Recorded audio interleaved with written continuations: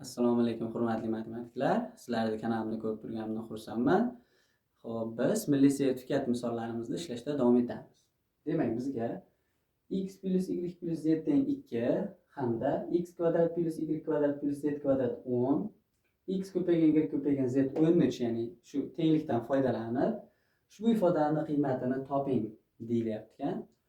Xo'p, bu ifodaning qiymatini hisoblash uchun biz mahrajni qandaydir bir soddalashtirish kiritishimiz kerak bo'lar ekan. Demak, bu soddalashtirishni kiritish uchun bizga bu yerda x, y bo'lganligi uchun o'zi bu ko'paytirib turibdi. Biz z ni yo'qotishimiz kerak. Z kerak emas bizga mahraj uchun. Demak, bu yerda x kerak emas, bu yerda y kerak emas. Xuddi shunday, ya'ni mana shularda o'rniga faqat x, y, buni o'rniga y, z, buni o'rniga x, z olib kelib qo'yish orqali misolda qulay usul bilan ishlasa bo'lar ekan. Demak, hop, z ni topamiz bu yerda. Z ni topadigan bo'lsak, z teng, ya'ni 2 minus x minus y, ya'ni hop, z ni x, y orqali ifodaladik. Shunda keyingi tenglikka bizga x kerak. X ni topish uchun hop, 2 minus y minus z bo'ldi. Endi uchinchi tenglikka y kerak. Y ni topish uchun 2 minus x minus z. Ya'ni tengliklar hosil qilib, har bir mahrajga shuni qo'yib olishimiz kerak. Ya'ni qo'ysak 1 taqsim x, y plus x, y imizga tegmadik, demak z ni o'rniga qo'ymoqchimiz. Z ni o'rniga buni qo'ysak, ya'ni 2 minus x minus y qo'yadigan bo'lsam 1 ayrilaman deyapti. 1 ayrilsa plus 1 bo'ladi. Shuning uchun birinchi hop, minus x ni yozamiz. Shunda minus x minus y yozib turib, bu yerda 1 ayrilgandan keyin 1 qoladi. Shu 1 ni oxiriga plus 1 qilib yozaman. Shunda hop, nagi ifodalarda ham xuddi shunday qilamiz. Ya'ni 1 taqsim y z, bu x ni o'rniga buni qo'yamiz. Ya'ni shunda minus y minus z plus 1 ifodasi hosil bo'lar ekan. Yana plus, xuddi shunday narigi uchinchi kasrimizda ham xuddi shunday ish olib boramiz. X z, y ni o'rniga biz minus x hop, minus z va 2 dan 1 ayirganimizda plus 1 qolgan edi. Demak, tengliklar mana hammasida mahrajda qarasak, bu kasrimizda faqat x, y mavjud, bunda faqat y, z, bunda faqat x, z mavjud. Demak, bu misolda hop, bu ikkovidan x ni chiqarib olsak, x ni chiqarsak y minus 1. Bundan minus chiqarsak, bunda ham y minus 1. Shunda y minus 1 qavsdan tashqari chiqib ketar ekan. Y minus 1 da chiqarib olsak, hop, x minus 1 ifodasi qolyapti mahrajimizda. Plus bundan umumiy ko'paytuvchi bu yerdan y, bu yerdan minus 1 qilsak, ya'ni y chiqarganimizda z minus 1, bundan minus chiqarganimizda bunda ham z minus 1, z minus 1 umumiy chiqib ketyapti. 1 taqsim z minus 1 chiqib ketdi. Xo'p, bizda shunda z minus 1 chiqib ketsa, y minus 1 ifodasi qolyapti. Plus bundan mana bu ikkovidan x ni chiqarsak, ya'ni bunda z minus 1, bunda ham z minus 1. Z minus 1 ni qasddan tashqari chiqaramiz. Shunda x minus 1 ifodasi hosil bo'lar ekan. Xo'p, endi mahrajga e'tibor qaratamiz. Mahrajda 3 xil ifoda paydo bo'ldi, ya'ni y minus 1, x minus 1 va z minus 1. Qolganlari shunga o'xshash ketyapti. Demak, mahraj tanlashda uchovini ko'paytmasini olamiz. Xo'p, birinchi hop, x minus 1, y minus 1 va z minus 1 da mahrajga olsak,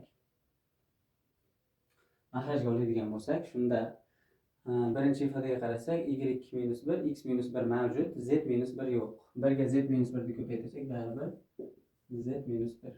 Endi bunda qarasak, z minus 1 va y minus 1. Bunda x minus 1 yo'q.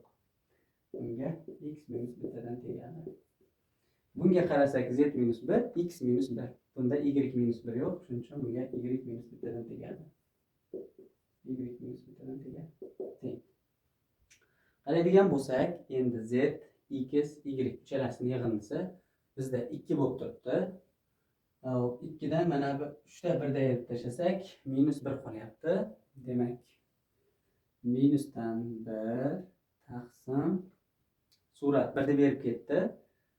Xo'p, endi biz dastlabki ikkita nimani qavsni ko'paytirib chiqamiz. Demak, x ga y ko'payyapti, ya'ni x y. Xo'p, keyin x ni -1 ga ko'paytirsak minus x minus y plus 1. Xo'p, ko'paygan. Uchinchi qavsni yozib beramiz. Z minus 1. Endi bu z minus 1 ni ko'paytirib chiqamiz. Minus 1 taqsim. Xo'p, x y z x y z. Keyin z ni bunga ko'paytirsak minus x z. Z ni minus y ga ko'paytirsak minus y z plus z. Endi navbat minus 1 ni ko'paytirib chiqishga. Minus 1 ni bunga ko'paytirsak minus x y. Minus 1 ni x ga ko'paytirsak minus x ga ko'paytirsak plus x. Xuddi shunday minus 1 ni minus y ga ko'paytirsak plus y. Xo'p, minus 1. Kasr chizig'ini davom ettiramiz. Xo'p, bizda qaraydigan bo'lsak x ko'paygan, y ko'paygan, z. 3ta ko'paytmamiz 13 ga teng bo'lib turibdi. Demak, mana bu minus xz minus yz minus xy dan minus chiqarib qo'yamiz. Tenglik minus 1 taqsim x y z o'rniga biz 13 qo'ysak, bu yerda oxirida minus 1 turibdi, shu bilan 12 ko'p ketyapti. 12. Endi minus chiqarsak x xo'p xz plus xy plus yz kombinatsiya ko'paytma hosil bo'ldi. Keyin bu yerda qarasak z plus x plus yimiz yana 2 ni berib turibdi yuqorida. Plus 2 qo'shib olamiz. Shunda bizda buni ifoda noma'lum bo'lib qoldi. Buni bu yerda xo'p topib kelishga harakat qilamiz. Buni topishni uncha qiyin joyi yo'q. Ya'ni bu kombinatsiya ko'paytma yuqoridagi 3 ta yig'indini qavs kvadratga oshirishdan hosil bo'ladi.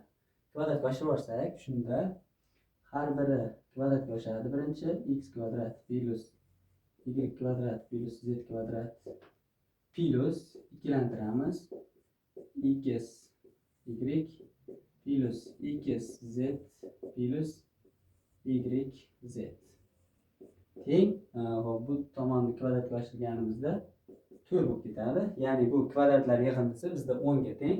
Bu 10imiz aholisi -6 2 ga bo'linib ketsa, shunda kombinatsiya ko'paytmamiz x y plus xz plus yz shunda -3 ga teng chiqyapti. Shunda buni o'rniga -3 qo'ysak, plus bo'lib ketyapti. Hop, umumiy qaraganimizda minusdan 1 taqsim 17 hosil bo'lar ekan. Xo'p, demak, bizdan so'ralgan ifodamiz minusdan 1 taqsim 17 ga teng ekan. Rahmat e'tiborlaringiz uchun. Agar video yoqqan bo'lsa, like bosib, qo'llab-quvvatlab qo'yinglar.